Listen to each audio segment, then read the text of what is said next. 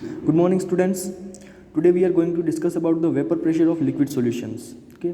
So, what are liquid solutions? The solutions which are having a liquid as a solvent and solid, liquid or gas as a solute. So, in such solutions, one or more volatile components can be present in the solution. Okay. And generally, all the liquids are volatile through some extent at room temperature. Now, what do you mean by volatile? Volatile means the liquids have property to evaporate at room temperature,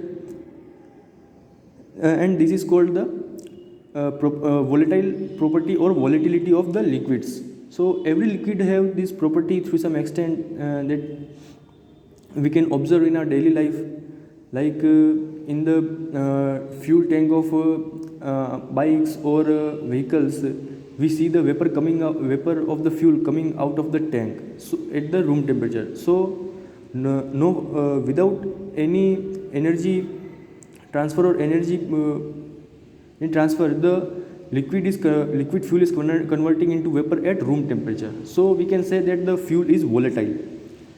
So now if we consider a binary solution having component A and component B only, so in this when the solution of component A and B is placed in a closed container, so what happens that at room temperature some of its molecules will evaporate and move towards the upper side. So as we know that vaporization is a surface phenomena. That means it occurs only at surface. And why it occurs only at surface? Because the particles present at surface have lesser binding force compared to the particles present in the body of the liquid or solution. So as the particles present at the surface have lesser bonding forces, so they are easy to evaporate or easy to escape the surface. So with providing a little temperature or at room temperature they evaporate. So let's consider that the molecules are evaporating. Okay. And so when they evaporate, that means their kinetic energy is increasing. So the increased kinetic energy, so here the molecules are having higher kinetic energy, and these molecules when they move upwards they collide with the adjacent molecules and also with the walls of the container. Okay. So when they collide, there some of their kinetic energy decreases. So due to decrease in their kinetic energy, they further go downwards the surface of the liquid. Okay.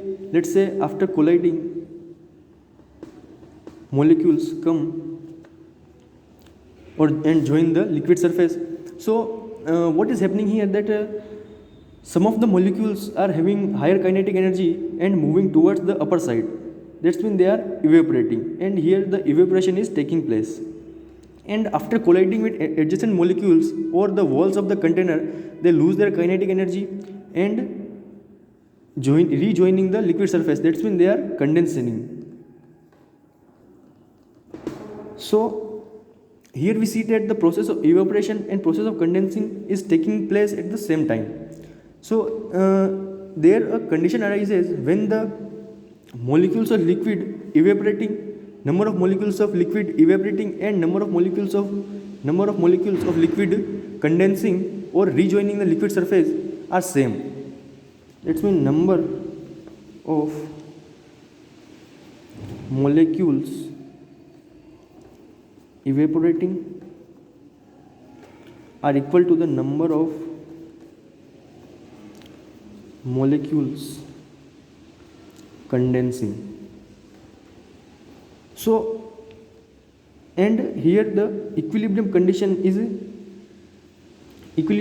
occurs at this condition. So evaporation and condensation are in equilibrium state. So at this condition, when the evaporation and condensation are in equilibrium, the vapor pressure exerts the vapor of the liquid exerts some pressure on the liquid surface. Okay, so as we know that if there any gas or vapor, it has a tendency to apply pressure on the other liquids or other substances. So here the vapor present at the upper side, it will exert some pressure on the liquid surface, and at the condition of equilibrium, when the condition if we consider the condition of equilibrium, the pressure exerted by the vapor is called vapor pressure.